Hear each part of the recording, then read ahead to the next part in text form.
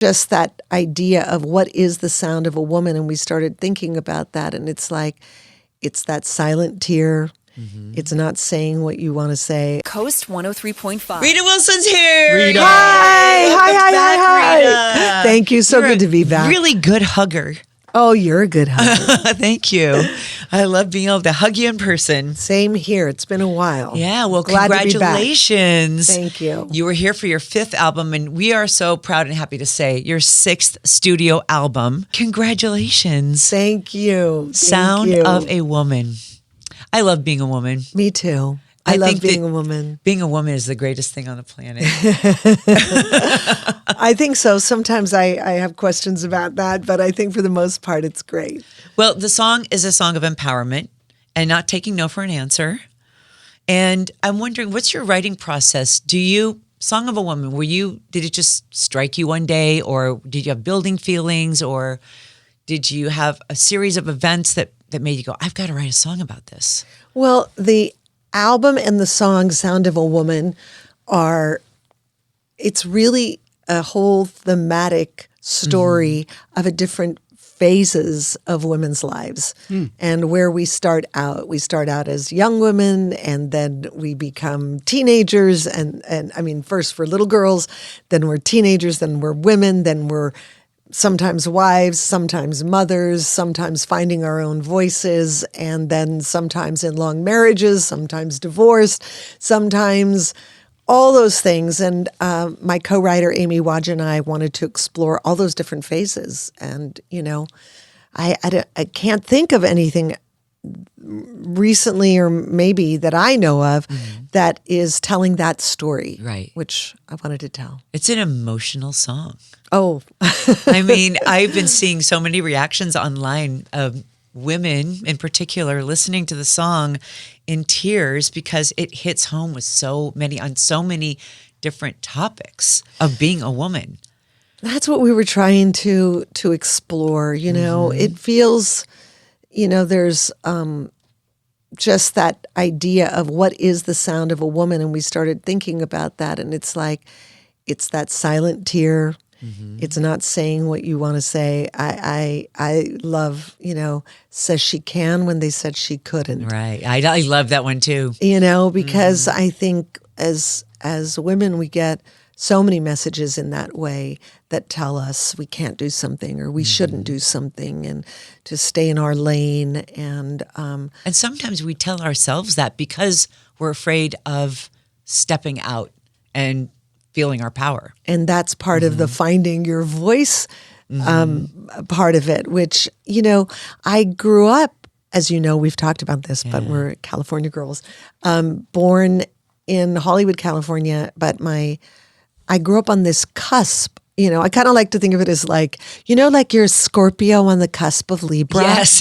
It's kind of like that. I was like a girl on the cusp of my mom's generation, and then also this generation of these women that were out there fighting for women's rights.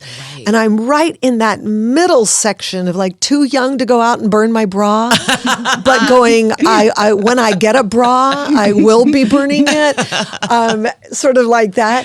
But also what that meant, because I grew up in a very traditional family, so I had very traditional values. My mom stayed home, and her job was managing the home and the family. And then I started working at 14 and was surrounded by a lot of women who were also working. And then these women who were out there fighting for our rights. So I heard different messages as I was growing up, and I valued all the messages. Yeah. And so that was in some ways confusing to me because it was like, well, what am I supposed to be? My mom's generation was, if you get married and have a family, you're going to be the happiest ever, because that was her experience. And I definitely wanted to get married and have a family. But I was always a person who was working. So how did that fit into my life? And how did I do that? And all the compromises and the changes and choices that you make to make sure that you're trying to manage all of that. Mm-hmm. Wow.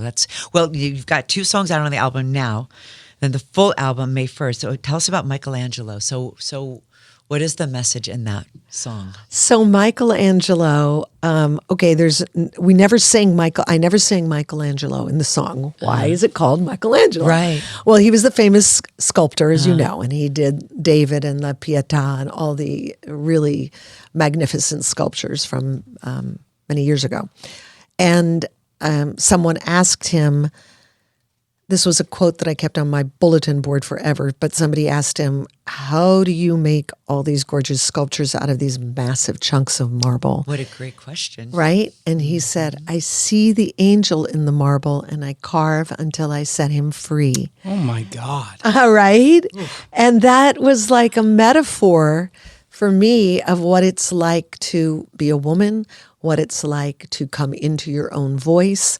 I think we grow up as women and first you're like, oh, what a sweet little girl. And then you're a teenager and it's like, oh, look at you. You're really growing up. And then you become aware of like how people change and react to you differently as you start developing. Right. That was a word. And then I was a very late developer. Right. And then you become a girlfriend and then you become a wife and then you become a mother and you have all of these sort of labels that come with you just by nature of being a woman in a way. And how do you chip away and carve away, like Michelangelo said, to find your own angel, metaphorically, to become who you are, the person that you were meant to be, because sometimes the identities that are attributed to us don't work for us, and we need to find our own voices. And so that's really what the inspiration for the song was. How beautiful. Thank you. How beautiful. So let's talk about it. Sound of a Woman. Have you heard it in every form? Have you heard it? I know in the big speaker. I know you heard it on the radio on KOST, in the car. And thank you for that. Anytime, all the time. But what is your favorite place to hear your own music? I like hearing it in car speakers. Car speakers? Yeah, I really like hearing Yeah. it in car speakers. I listen to a lot of music that way because I love my car. My car is like, I call my car my office sometimes. I'm going out to the office. I just get to hide in there, listen to music. But I'm from LA. Like Yeah. my car, like I got my driver's license at 15 and a half.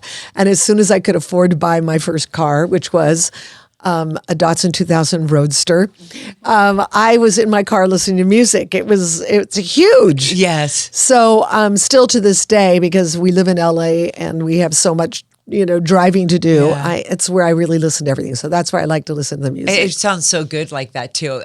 Some of the best memories of songs I'm hearing for the first time, I'm like crossing the canyon. Yeah, right? totally. Like I'm jumping over Laurel and the windows are down. and Absolutely. it's just, you're right. It's our culture here. Oh, yeah. Yeah. Oh, yeah. I had a friend once tell me that I was spending time in New York working, and she said, well, what kind of coat are you wearing? And I said, what do you mean? What kind of coat am I wearing? She goes, well, you know how in LA you have cars and your cars identify you? Yeah. She said, in New York, it's your coat. Your Oh, no coat is way. your car. Okay. And that identifies you. And I'm like, wow, then I guess I better put down my big old clunky parka. Did you go get a new coat? I got to get some chic happening here. Like, what kind of car is my coat? Is it a Porsche?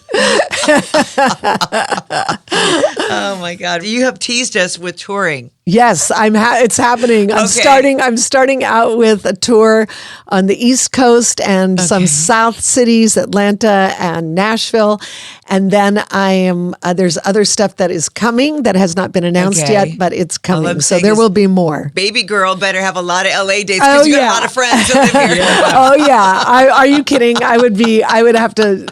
I wouldn't be able to be here and not have some fabulous shows. Oh, well, we were talking about you before you arrived, and we were saying that one of the most refreshing things about you, there are so many refreshing, lovely things about you, but is that you always seem so surprised at your own success.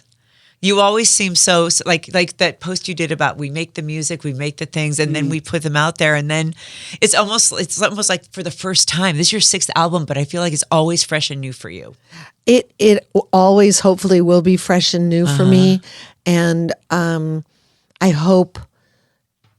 I mean, Okay, my mind went to another song, so I just will tell you about this particular song, Okay, whether good. you use it or not. But there's a song on the album called This Song.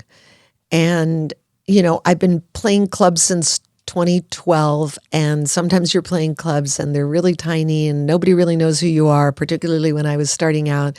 And people are eating, they're drinking, you hear the clinking of the, glassware and the dishes. And sometimes I would feel like no one was listening. But then I started really paying attention. And if there was one person listening, and there always was, I would sing to that person. And that song is the experience of being on a stage and finding the one person who's listening, because to me, that's what really matters. If one person hears something that resonates with them and it feels like is speaking to them, that's the most important part, It's like maybe something today someone will hear and it'll mean something to them. Yeah, well, you connect with a lot more than one person. I hope so. Have you always been a girl's girl? Because I look at you as a girl's girl because you're so about your friends and empowering your friends. And you seem to have endless love and a big heart for people when they need you. I am a total girl's girl. My mom was my best friend, so she was my first best friend, taught me how to be a best friend. My girlfriends are incredible women in all different aspects of their lives and personalities. And we need all of our friends in our lives, aside from our family. Everybody has a different purpose that they serve and a different gift that they come to your relationship with. And I love my girlfriend so much. It's really like, no matter what, that other song in the album is really the anthem for girlfriends. Because, when you're down, when you're in a bad mood, they're going to say, get up, we're going out to dinner, we're going to have a couple of drinks, or we're going to go on a walk, we're going to go to the beach, we're going to go jump around, we're going to go dancing, we're going to do something. Yeah. But you are coming out right now. And that is what they do. And so, for sure. Oh, I love that.